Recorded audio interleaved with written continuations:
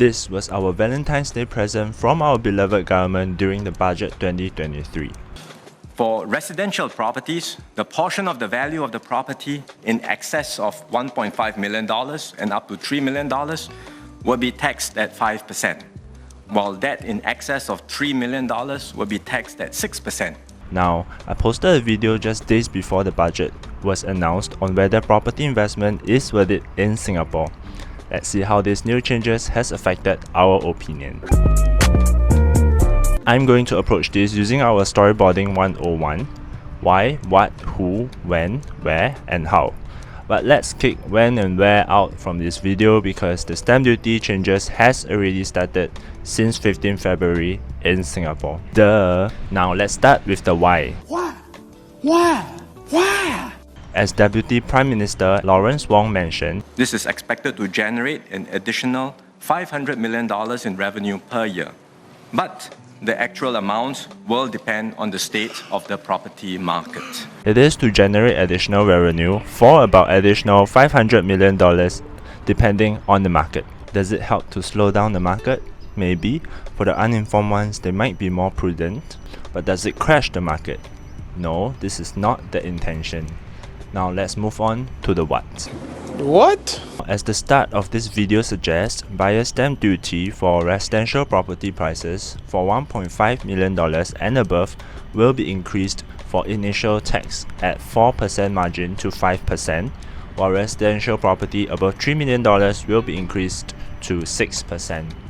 For non-residential properties over $1 million to $1.5 million will be increased to 4% margin, while anything above $1.5 million will be taxed at 5%.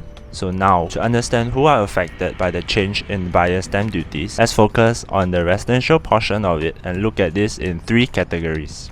Who? For prices less than $1.5 million, we can safely assume that almost all HDB lies in this category, as well as studio units and 1-bedder units for private new and resale. We also have some 2-bedders and 3-bedders private resale units, as well as brand new ECs. For this second category, properties above $1.5 million to $3 million, we have new private 1-bedders in the central region, some 2 and 3-bedders new private and resale units, some 4 and 5-bedders ECs, and some of the 99-year townhouses and landed houses. As for this last category, it has a tier system of its own, ranging from borderline rich people to filthy rich people. As such, properties that falls under here includes 4-bedders, new and resale private units, freehold landed, as well as luxury developments. And of course, these are just based on general outlook of the price range and not a definite valuation of the properties, as each properties are still priced differently based on several other factors. So how does the buyer stamp duty affect these categories? This is the breakdown of the stamp duties. As every $100,000 difference in prices, there's an $1,000 increment in the difference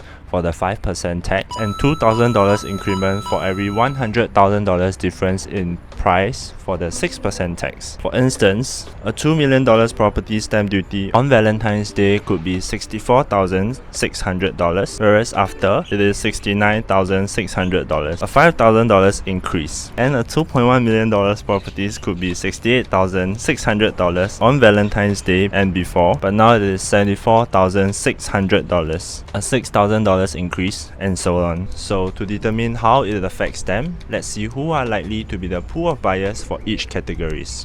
For the first category, I will give it a max safety for not being affected by this change at all. In fact, HDB is planning to increase the resale grant, which I may cover more in another video. And as for the last category, people who falls under filthy rich are also not affected because hence max safety for them, whereas people who are borderline rich may hold back in purchasing something over $3 million, but the increment of $15,000 in stamp duty may be justified as well by their holding power, though they may just choose to get something of a slightly lower quantum in the middle category after considering the adjustment of property tax from next year.